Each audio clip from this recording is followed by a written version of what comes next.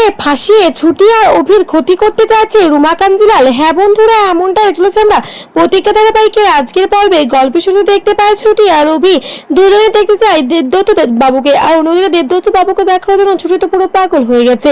দেবদত্ত বাবুর সাথে দেখা করার আগে অভি ছুটিকে শাখা সিঁদুর মুছে ফেলতে এবং খুলে ফেলতে বলে, কিন্তু শাখা আর পলা খুলে দিলেও সিঁদুরও কিন্তু মুছে না আর হাতের লোয়াটা কিন্তু খুলে না। বলে যে এটা আপনার মা আমাকে ভালোবেসে পড়িয়েছে, যতই হোক আপনিও কিন্তু আমাকে বিয়েটা সত্যি করে করেছেন, যখন আমাদের ডিভোর্স হবে তখন দেখা যাবে।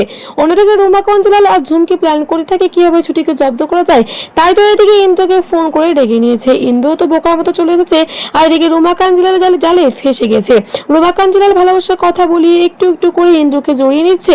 আর অন্যদিকে ইন্দ্র ভাবছে রুমা কাঞ্জিলাল আমাকে ভালোবেসে ফেলেছে, কিন্তু রুমা কাঞ্জিলালের আসল রূপ চরিত্র কোনো কিছুই কিন্তু জানে না ইন্দ্র। অন্যদিকে ইন্দ্র বেরিয়ে পড়ে অভির সাথে দেখা করার জন্য। আর এদিকে তো দেবদত্ত বাবুর সাথে যখনই ছুটির দেখা হয় তখনই ছুটি দেবদত্ত বাবুকে গিয়ে জড়িয়ে ধরে আর কান্নাকাটি করতে থাকে। বলে বাবা তুমি কত খারাপ হয়ে গেছো, তুমি কি ঠিক মতো খাওয়া দাওয়া করছো না? আর তখনই দেবদত্ত বাবু বলে তোর হাতে রান্না ছাড়া কি আমি কি কোনো খাবার খেতে পারি রে মা? তাছাড়া এখানে খাবার যে আমার মুখে উঠছে না।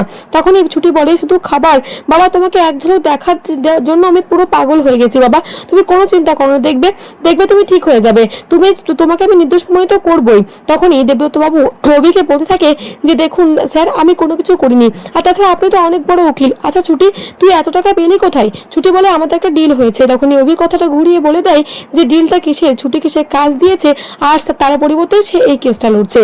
তখনই বলতে থাকে অভি, আমি কিন্তু টাকার জন্য কেস লড়ছি না, আমি লড়ছি যে আপনি যে সত্যি খুন করেননি সেটা কিন্তু সবার সামনে প্রমাণ করে দেওয়ার জন্য আমি কিন্তু এই কেসটা লড়ছি।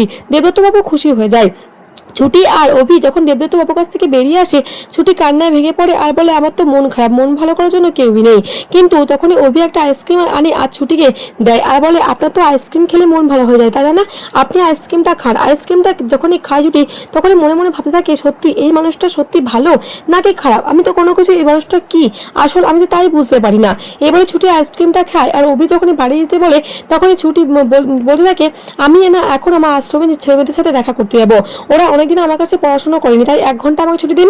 অভি 1 ঘন্টা ছুটি দিলে তখন এই ছুটি সেখান থেকে চলে যায়। আর ছুটিকে ফাঁসানোর জন্য, ছুটিকে কিডন্যাপ করার জন্য রুমা কাঞ্জিলালের লোক সেখানে থাকে। আর রুমা কাঞ্জিলালের লোক নাটক করে ছুটিকে তার গাড়িতে চাপে আর তারপর তার মুখে কিন্তু একটা পারফিউম দিয়ে ছুটিকে সেখানে অজ্ঞান করে দেয় আর তারপরে একটা বরফ ঘরে ছুটিকে আটকে রাখে। অন্যদিকে কিন্তু অভি বুঝতেই পারে না ছুটির একটা বড় বিপদ হতে চলেছে।